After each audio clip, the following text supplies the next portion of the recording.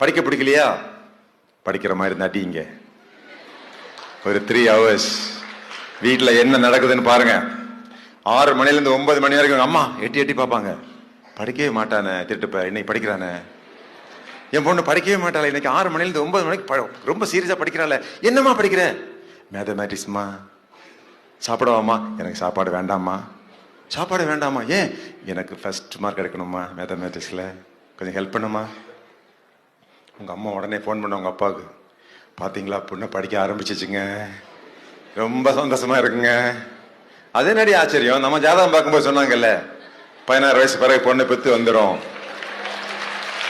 ஒரு நாள் உங்க பிள்ளைக்கு திடீர்னு மாற்றம் வந்துடும், அது வரைக்கும் கொஞ்சம் பொறுத்துட்டு இருங்கன்னு சொல்லி ஜாதகம் பார்க்கும்போது சொன்னாங்க.